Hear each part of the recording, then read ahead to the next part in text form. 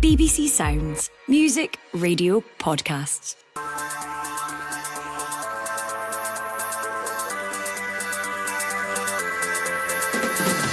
Hello, I'm Phil Goodlad and this is the Scottish Football Podcast. All the news, the views, the analysis you need on Friday the 31st of January. It's the end of January. Hallelujah. Man, what a game we had last night. It's all over! Rangers have won! The players out on the field are all asking the question, how have the other games gone? But this one has gone their way. Rangers get over the line and straight into the last 16 of the Europa League. And there's plenty more to look forward to this weekend. We can't control the football, but we absolutely can control that we will never implode financially. We'll have a sustainable club, we'll have a competitive club if we end up in Championship. St Johnstone owner Adam Webb facing up to the club's league position. And then there's even more action to come on Sunday. The Motherwell manager Stuart Kettlewell resigned, citing the effect on his family of personal abuse aimed at him from the club's own fans. Managerless Motherwell face the daunting trip to Celtic. The Scottish Football Podcast from BBC Sport Scotland. It's great to have you along this Friday. Thank Vendredi it's Friday. It's been a long week and January been a long month, but today marks the end of that. I'm joined by the goalkeeper that you've always wanted to be. She played just over 200 times for Scotland, Gemma Fay. Gemma, morning to you. Bonjour. And I am joined by the striker you've always wanted to be, one of the very few people in the history of our nation that's ever won something with the national football side, Lee Miller. Lee, good morning. Good morning. Do you wake up every morning thinking of that Kirin Cup success back in Japan all those years ago? Yeah, and kiss my medal every morning. Yeah. I don't even know what it means, to be honest. You say that, but I still have my pool medal that I won when I was a 10-year-old in primary school. And I do sometimes look at that, but listen, maybe that's just me. Hey, Gemma, do you kiss your medals and think about past glories every day? I don't have that many, no. No. I try and focus. I do have some. More than a medal that a 10-year-old had in pool. No, I try and focus in the here and now. Okay. Live in the moment, Phil. Never when you won the North Yell Pool Championship all those years ago. Listen, plenty to get our teeth into, including what a wacky world we live in. I mean, let's be honest, when Alistair Lamont in Drive Time last night was saying, here's all the results that has to fall into place for Rangers to make the last 16, he almost dismissed his hard mathematical equations himself. And here we are this morning, and everything has come up trumps. And to be fair, Gemma, given the way Rangers have played for the majority of their European campaign this season, not least last night, they deserve it. Yeah, over the whole and over the piece in terms of the performances that they put in and the context of who they were playing. The jiggery-pokery, you'd have to say, they've had to do, especially in defence. I think they've played with 4 different back lines.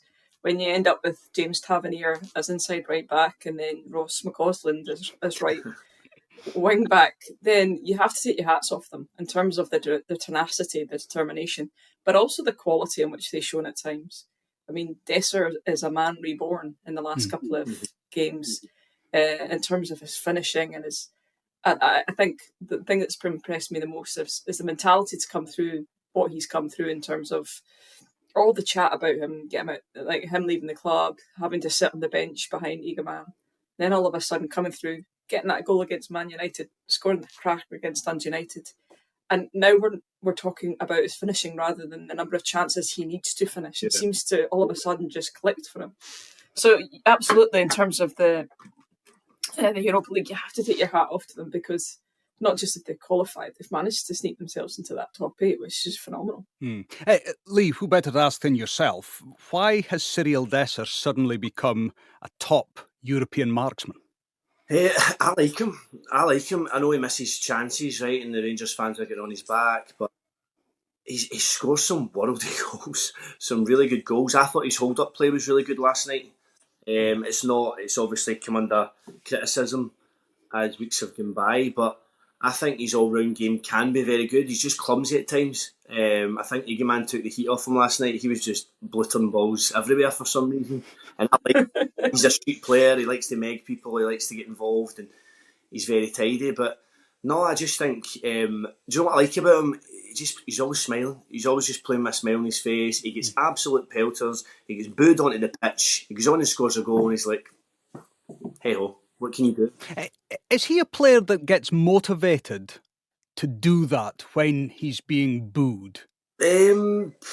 Possibly. Nobody wants to get booed going onto the pitch by your own fans, but he'll maybe turn that round and use it as a motivation. I don't know him, but he comes across really well. Generally quite laid back, a likeable person, but I think the Rangers fans, just what he's done on the pitch in terms of his hold-up play, but some of the goals he's scored, see if you get through his goals, they're actually incredible. He's chopped one way, the other way. The goal against Man United and then the one following week against Dundee United are incredible finishes. So, no, we'll see what comes of him. And Gemma, Clement has found a centre-half that he can build his whole team around. And it's his much maligned right fullback that was being booed by his own fans not that long ago. I mean, James Tavernier looks every inch the sort of defender that you would trust on a big night like this, playing in the middle of the defence. I think that he has done well. I'm not sure that's the centre-half you're going to build your team around. I think what was great for the Rangers fans and also Scotland fans to see was Suter coming back on. Mm-hmm. And here's touching wood that he gets a sustained run without an injury. Because so a Tavernier-Suter partnership is not for you for the rest of the season? No, I think as a patch-up and as he's done extremely well to step into that position. And he's done it, let's be honest, he's done a captain's role there because he's not just stepped into that position.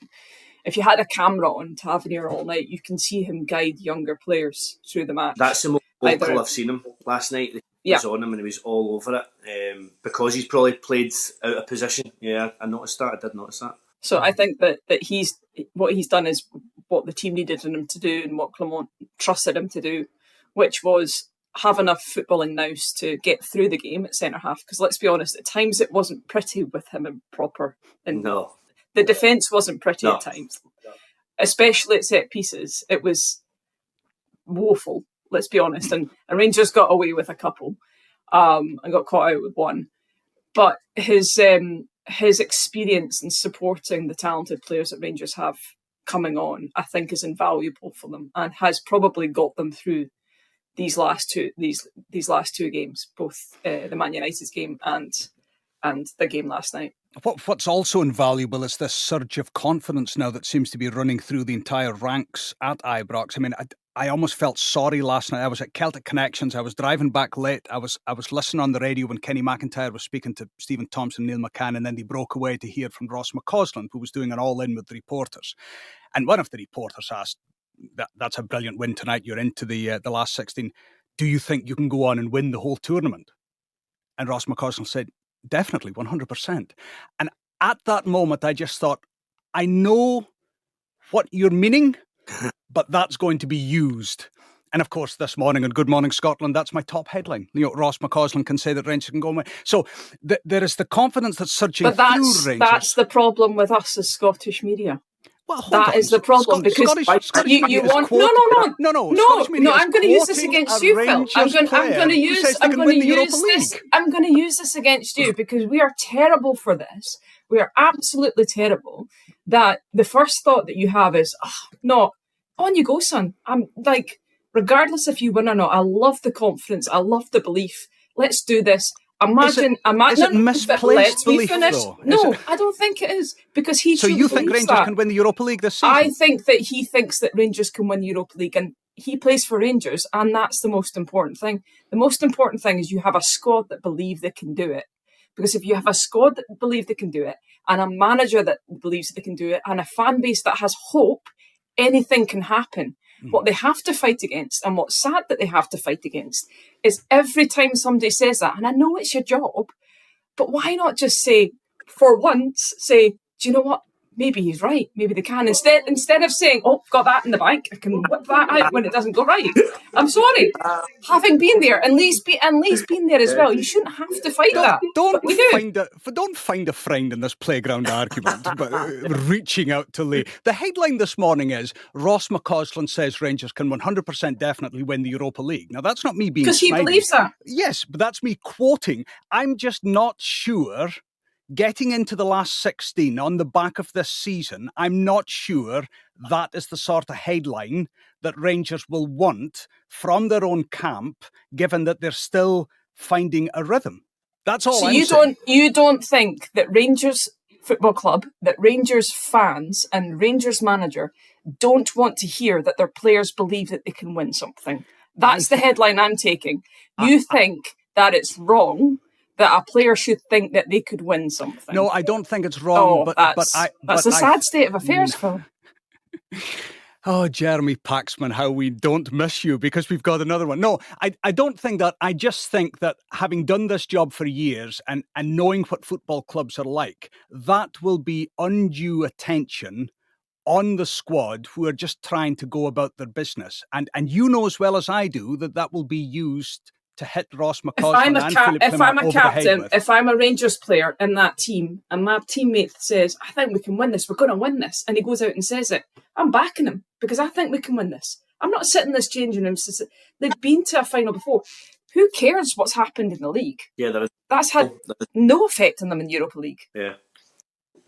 They're a different animal in Europe. They are, and I don't see it. Why is it always everybody's against it? Everybody's against. Why can't you say what you actually think? Because so many times, myself included, I've come out in the press and thought, do you know what, I should say this, but I'll not. I'll keep it low key. So there's no big headline. So why did you keep it low key? Because of people like you. People like me that's quoting what's been said. Yeah. I don't know. Just you probably don't want anything out there in the press or anything like that. But he's on a high. He's come in straight after the game, believes in what he's doing. He's had a relatively good game. He's played out of position. Why can't you believe in yourself? Why can't you have dreams? Why can't you go, do you know what? I can see it. I can see us winning why not? Listen, I'm not against that at all. My only point is, and you've said it yourself, there are times that you don't say things because maybe it'll get blown up and maybe there'll be too much made of it. And I just wonder, will this now be put to Clement the next time Rangers falter or drop points? Depends. Will you put it to Clement, Phil? Do you know something? Because you're in control of it. You're in control of that narrative. If they ever let me out of the studio in the morning, they're not going to now, are they? Philip Clement. Well, it was like, I'll tell you an example, and this is from your side of the fence. Mark Dodson, when he became the new chief executive of Scottish Rugby all those years ago, came out, was very bold, very confident. He says, we've put a plan in place.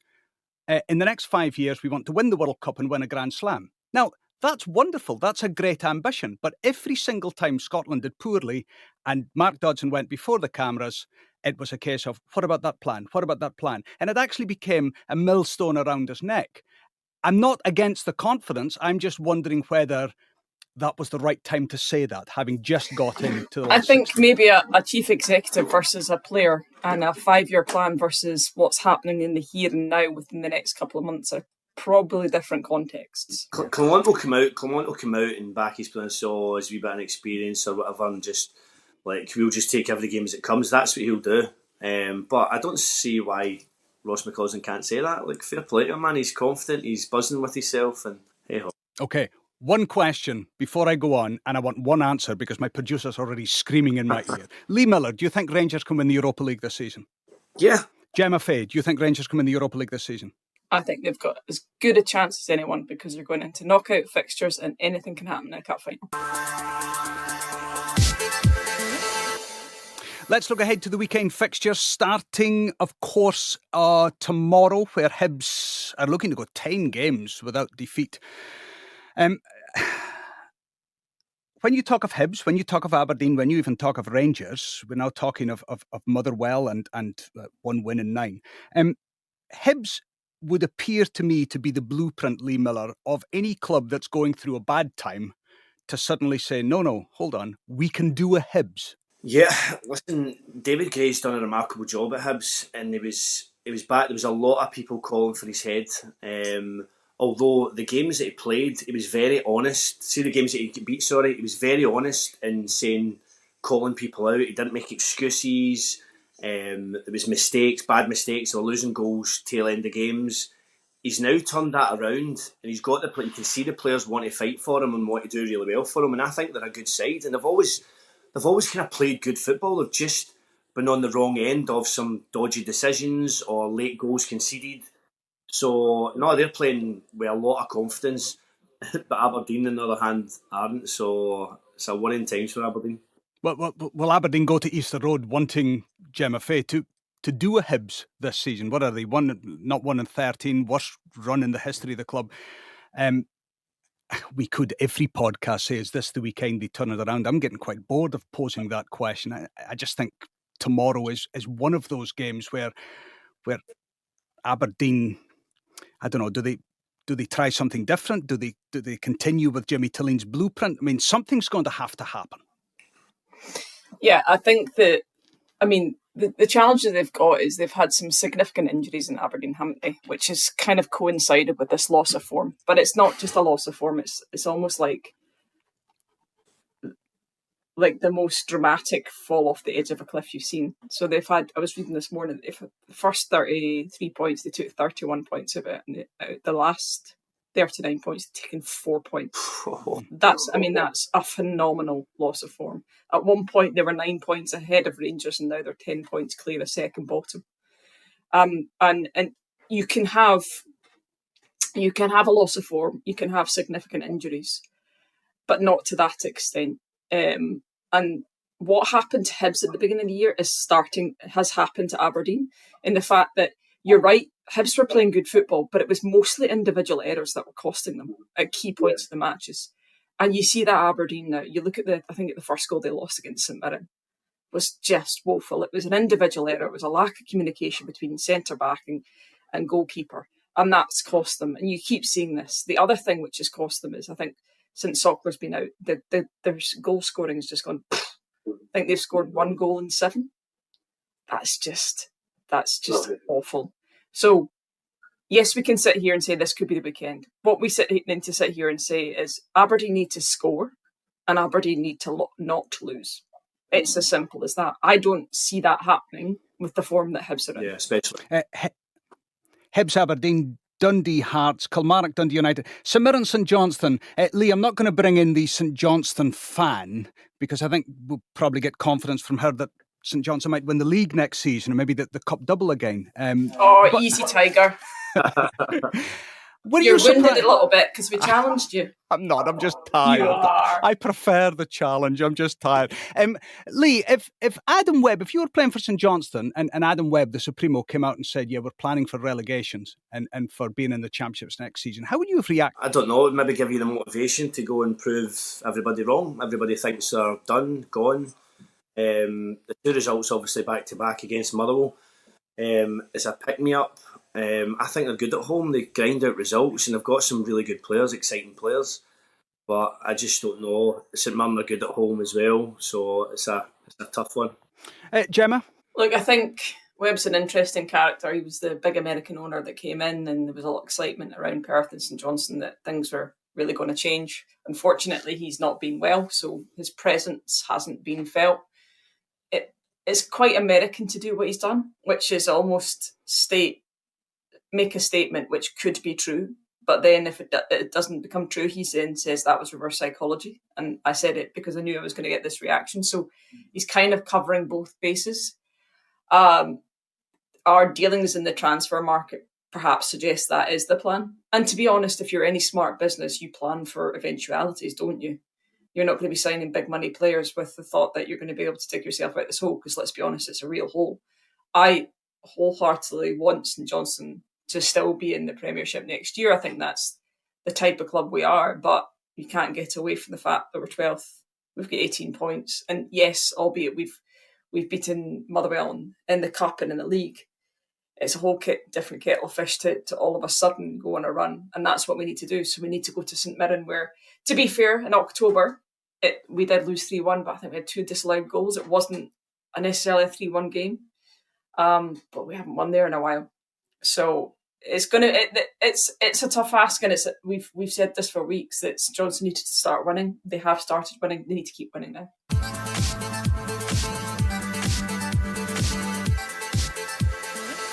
4 games on Saturday, 2 on Sunday. Rangers, Ross County, Motherwell, Celtic.